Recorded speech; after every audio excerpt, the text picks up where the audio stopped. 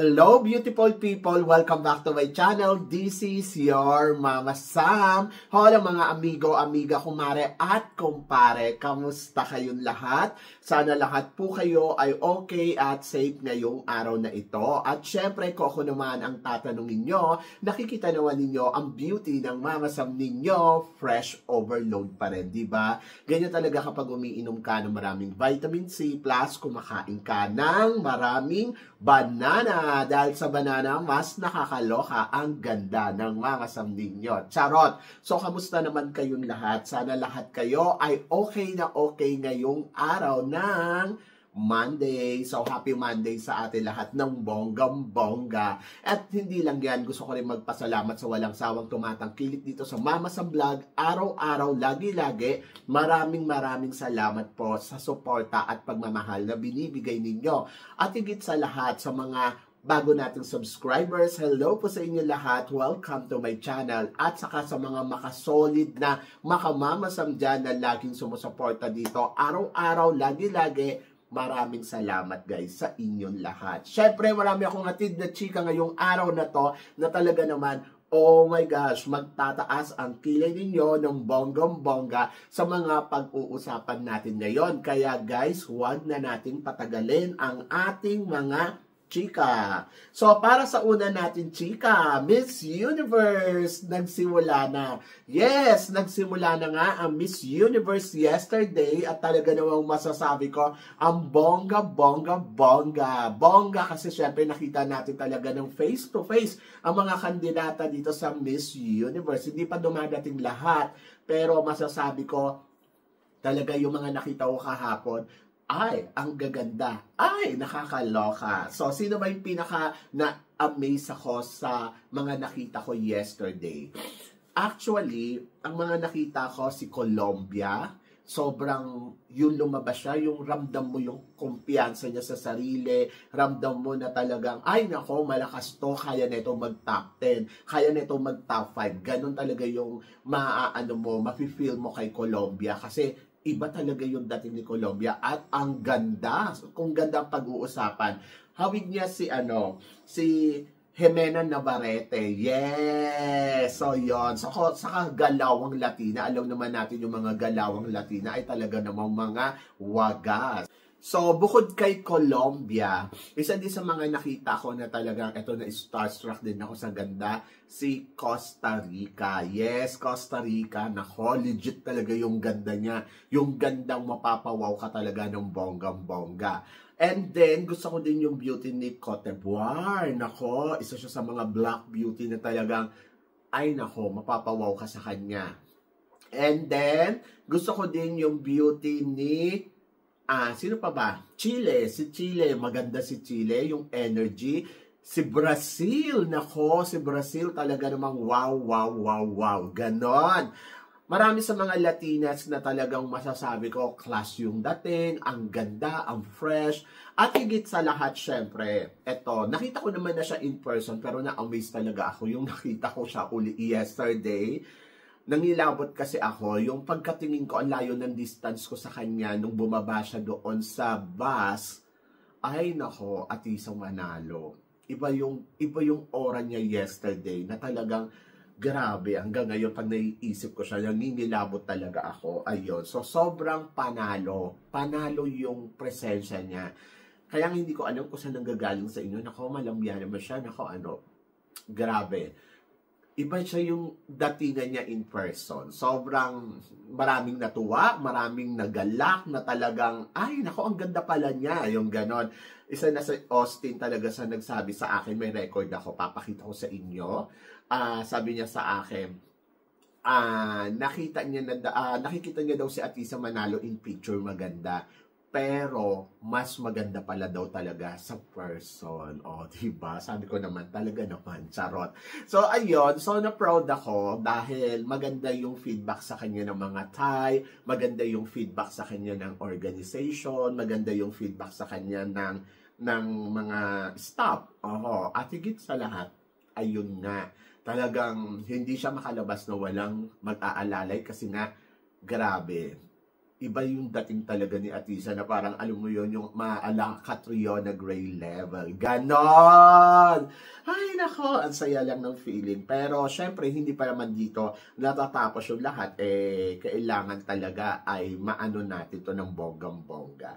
At ito naman, so para naman sa bagong news. Hindi ko alam kung saan galing to. Sabing ganon, Atisa Manalo has secured the top position in the top 10 special dinner ranking, reflecting remarkable public support and administration. So, eto nga.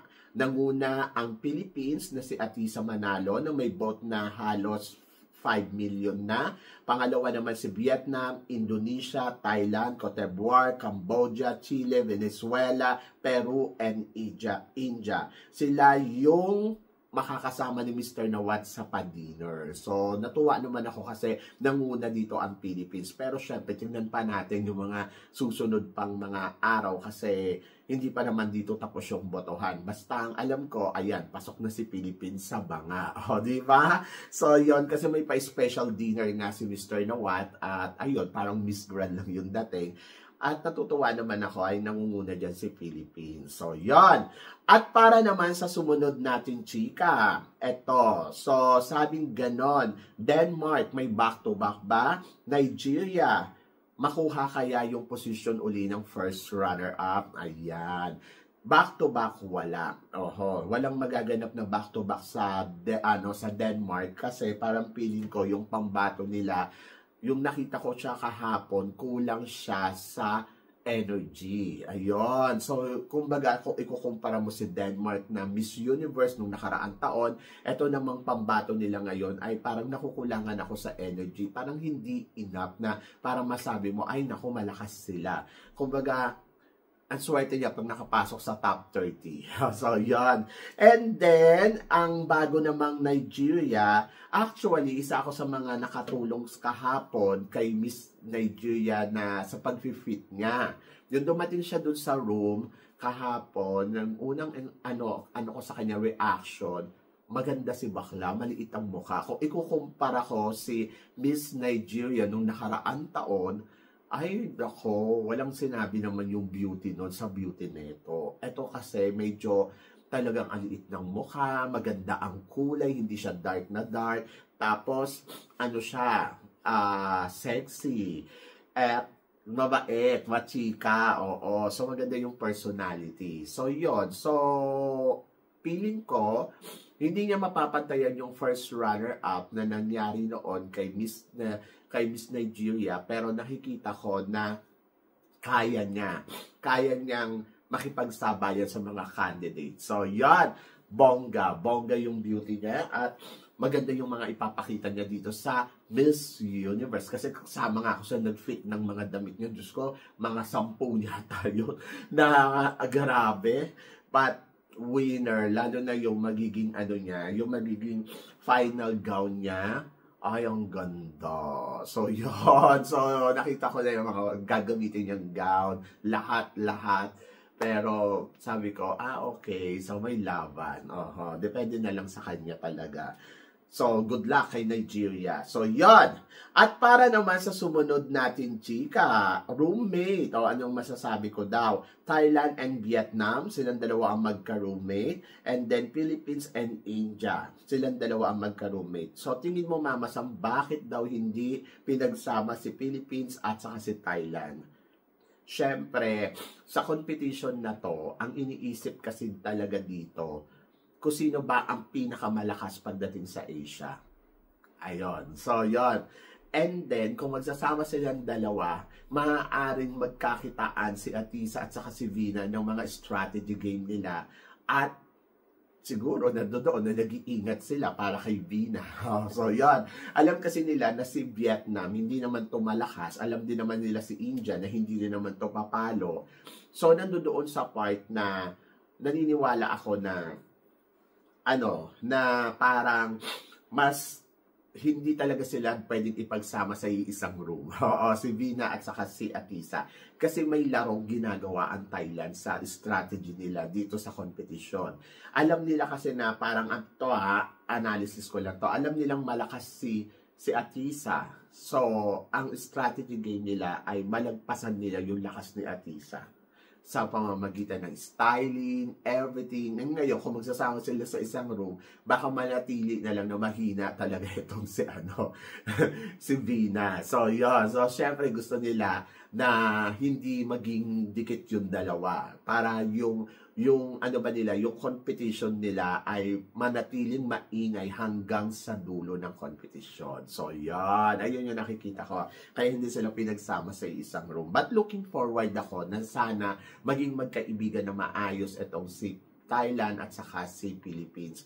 Mas gusto ko silang maging close. Kahapon alam ko nandoon sila sa isang kwarto, pero hindi ko alam kung nag-uusap ba sila, hindi ko alam kung ano ba ang reaction nila sa isa't isa. Wala akong idea kasi hindi naman pwedeng malapitan si Philippines. Sa lahat ng mga candidates kahapon, ang pinakamahirap na lapitan o makausap o ma-interview si Philippines kasi nga may mga bumabakod sa kanya. So, parang mas madali pang makausap si Thailand eh. Pero ganun din si Thailand. Talagang binabakuran din nila. Kaya medyo mahirap makalapit sa kanila ng ganun-ganun lang.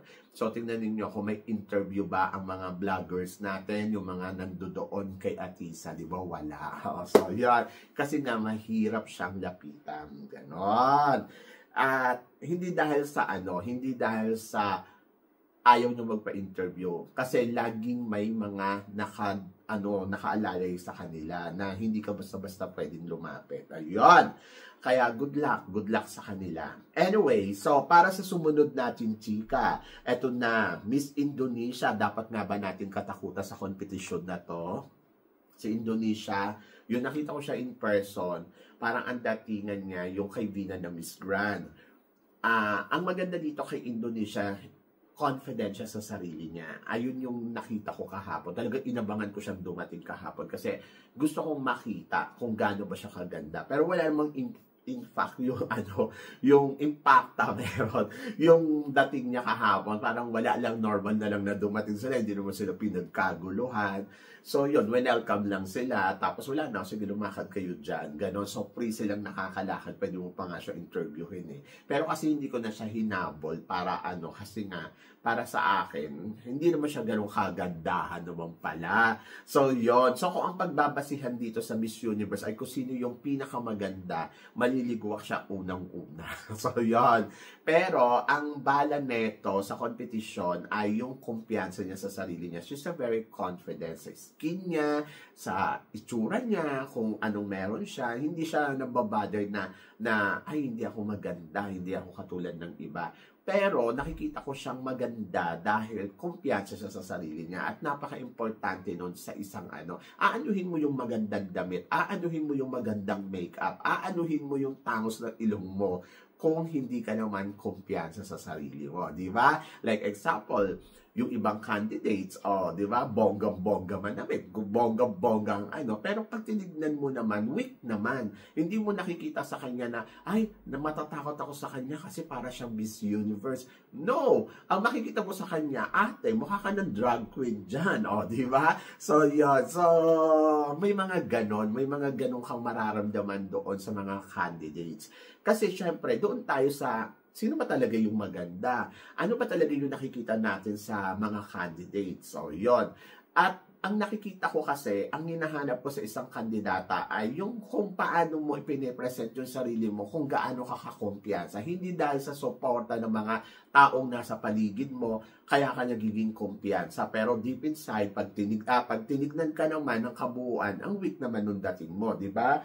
So ako, mas gusto ko kasi yung kumpiyansa mo talaga, yun talaga yung paano ka tumayo. Like example, si China, kahapon nung dumating siya, kumpiyansa siya kahit ganun siya kapayat, pero nung dumating siya, hello everybody, come here, di ba? So ganun siya kakumpiyansa. And I think maganda yung characteristic niya. And then ito si Indonesia, ganun din, na parang ang feeling ko, may laban dahil doon sa kakumpiyansahan nila. So, hindi ako magtataka kung papasok kayo sa top 30. So, depende pa sa magiging laro niya at magiging attitude niya. Pero, magaling si Bakla. Hindi siya maganda, pero magaling si Bakla. The way kung paano niya ipresenta yung sarili niya. At tingin ko, doon siya panalo. So, yun. So, nakakaloka. And then, para sa sumunod natin, chika, eto nga, back-to-back ba ng Pilipinas para manalo tayo uli ng crown dito sa Miss Universe? Tingin mo, Mama Sam. So, kahapon pinagsama si Emma at saka si Atisa, di ba? So, together sila. And then, actually, ang sinusuportahan ng Grand, syempre, si Vina. Ayun ang sinusuportahan nila, Emma. Kasi, syempre, wala namang magagawa sa Emma, kundi, but naniniwala ako na, eto talaga, dumating ako sa punto kahapon na pumunta ako ng simbahan. Kasi malapit lang naman yung simbahan doon eh. Yung after nung nakita ko na sila Indonesia, so pumunta na ako ng simbahan at nagsimba ako. Isa sa mga pinag-pray ko, maliban doon sa mga needs na kailangan ko ipag-pray sa sarili ko, ay si Atisa. Pinag-pray ko siya hindi sa temple, sa simbahan mismo ng Katoliko. Kasi naniniwala ako na malakas si Atisa sa competition na to. Pero kasi yung laro natin dito, hindi natin sigurado kung ano yung tumatakbo sa utak ng mga taong nasa paligid. Siguro, sa ngayon, masasabi ko sa inyo, malakas ang Atisa. Pero kasi, kapag once na manipulate na yung laro, wala tayong magagawa kahit anong lakas ng ating pambato. Sa ngayon, masisure ko sa inyo, si Atisa ang pinakamalakas pagdating sa Asia. Isa siya sa mga malakas. Pangalawa si Vina, pangatlo si Indonesia. Pero kasi, kung ang target kasi ng kalaban, syempre, ay patumbahin yung isang kalaban, natural gagawin nila ang lahat ng kanilang makakaya. Mag-expect ka na doon. Diba? So ngayon, ang kailangan natin dito ay magkaisa para suportahan si Atisa. Magkaisa para ipagdasal si Atisa. Kasi naniniwala ako, ang prayers kasi, wala silang magagawa kapag ang galaw ng mundo, kapag ang sa itaas ang gumalaw, kahit anong gawin nila dyan, hindi magsasucess yan. So, nandoon ako na ipag-pray natin si Atisa. So, yun. So, ayun yung ginawa ko yesterday. Naniniwala ako na kaya ng Pilipinas na mauwi ang corona ng Miss Universe kung destiny niya to. Pero, deserve ni Philippines na makarating sa top 5 ng Miss Universe dahil sa nakikita ko naman na ang pambato naman natin ay talaga namang may laban. So, yun. And then, doon sa mga hindi naniniwala kay Atisa, ipagpatuloy lang ninyo yan kung dyan kayo magiging masaya. Kasi, pwedeng magtagumpay kayo, pwede din namang hindi. Pero ang isa lang ang iiwan ko sa inyong mensahe, walang imposible sa itaas. Maniwala lang tayo sa kanya. So, yon.